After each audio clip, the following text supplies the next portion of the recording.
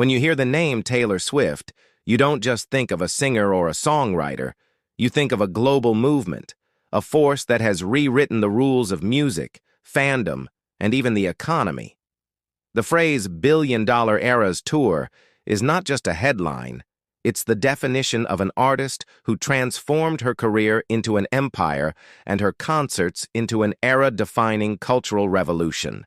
This is the story of how Taylor Swift truly won everything. Back in March 2023, Swift launched what would become the biggest tour in music history, the Eras Tour. Over 21 months across 5 continents, she performed 149 shows and met more than 10 million fans face-to-face.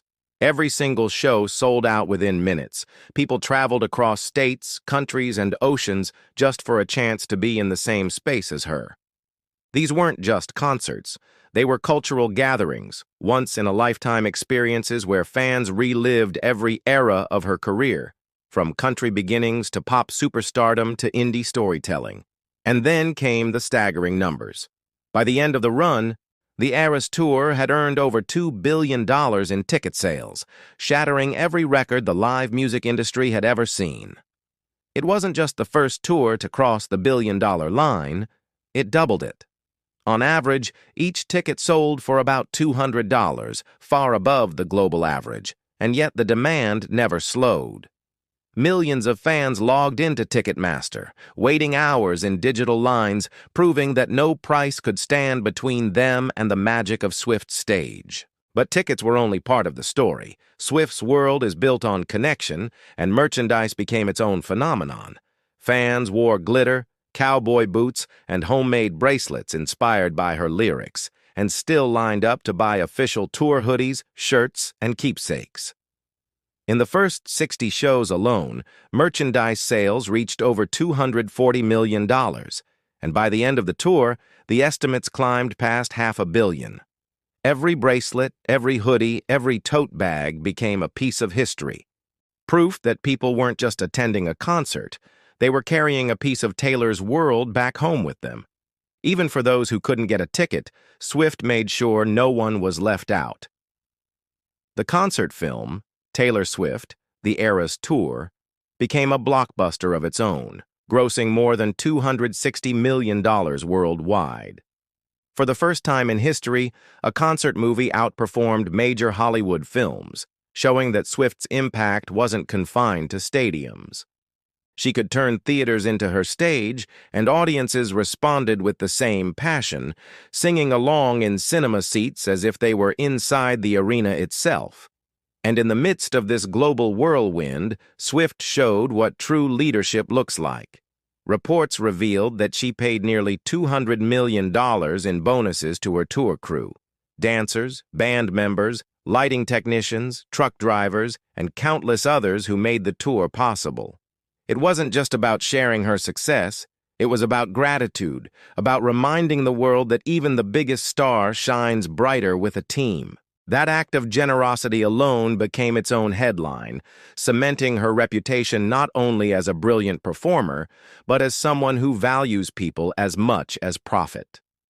By August 2025, Taylor Swift's net worth had climbed to more than $1.5 billion, an achievement almost unheard of in music. Unlike many celebrities, she didn't need side businesses, cosmetic brands, or fashion lines. Her empire was built on music, touring, ownership of her catalog, streaming dominance, and the sheer loyalty of her fans. Every move she made, from re-recording her old albums to releasing new ones like the Tortured Poets Department, proved that authenticity and strategy can exist together. And when they do, they create history. But the Eras Tour was never just about money. It was about belonging. Fans exchanged handmade friendship bracelets. Strangers became friends in stadium seats, and whole cities lit up in her honor.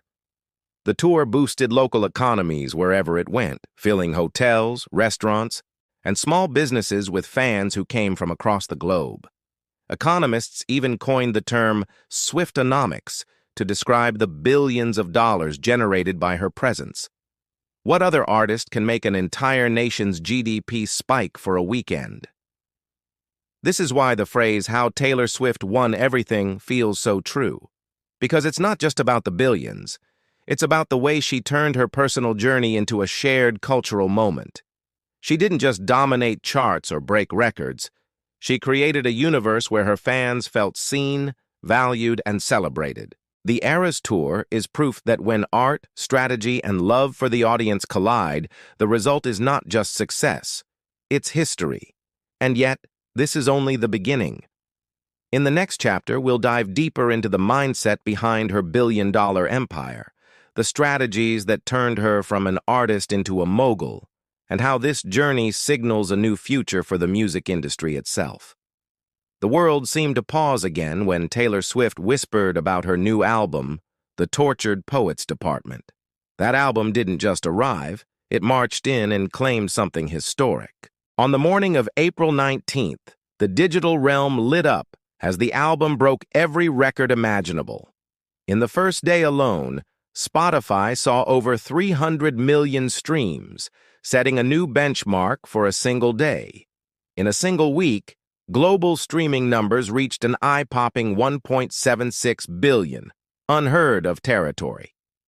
It was as though the world collectively pressed play and refused to stop. Wikipedia Diario AS.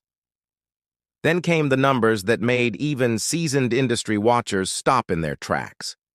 In America, the album debuted with 2.61 million equivalent album units in its first week, including nearly 1.91 million traditional sales, spanning digital, CD, cassette, and an astounding 859,000 vinyl copies sold. Streaming contributed 891 million plays. Every format was engaged, every platform lit up. Reuters Wikipedia. Taylor hadn't just released an album, she had introduced a global event. She tied Madonna's long-standing record with 12 #1 albums in the UK, and in a surreal moment, occupied the top 14 spots on the Billboard Hot 100 at once. Her legion of songs wasn't just alive, they were omnipresent. The Guardian Wikipedia. Streaming giants bowed under the demand. Spotify labeled it its most pre-saved album ever, and in the first week alone, unprecedented streaming spikes appeared not just globally, but on Amazon Music and Apple Music too. The album became the definitive soundtrack of 2024. The Week Wikipedia. Across the music world, the impact was undeniable. The Tortured Poets Department became the world's best-selling album of 2024, pushing 5.6 million units in pure sales globally and dominating charts for a career, best 17 non-consecutive weeks at #1 on Billboard 200. Investopedia, Wikipedia. But beyond the statistics lay a deeper story, an artist who taught us that vulnerability can be marketable, emotion can translate into economics. Fans didn't just listen, they connected, they shared, they lived it.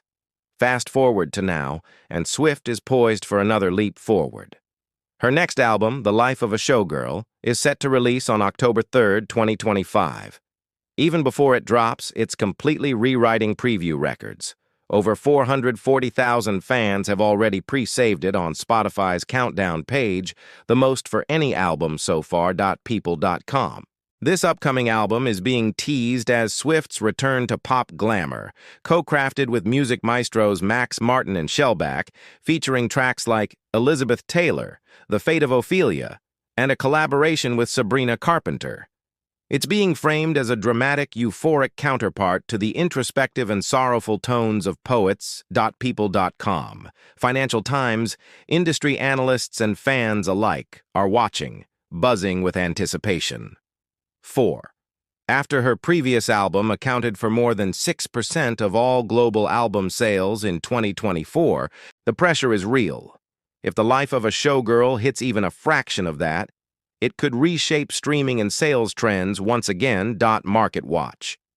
There's no official word on the production budget for either album, but considering the scale of promotional campaigns, vinyl variants, tour tie-ins, and deluxe editions, it's safe to imagine budgets that are firmly in enterprise territory.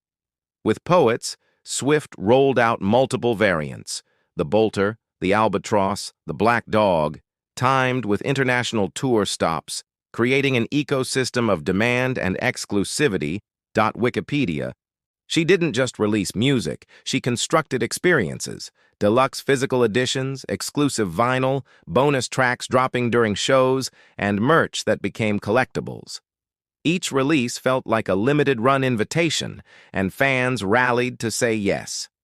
The earnings are hard to peg exactly, but when you pair a $2 billion tour, $500 million in merch, streaming records, and album revenue, the picture is clear. Swift's music isn't just profitable, it's transformative. So here we stand, on the cusp of a new chapter. Taylor Swift has built an empire where artistry, strategy, and emotional resonance meet. She turned albums into movements, songs into shared stories, and earnings into cultural capital. The Eras Tour, so much a part of Poets, paved the way. Now, the life of a showgirl promises a new curtain rise. And like every Swift era, we're watching, listening, and waiting, because when she wins, her world follows.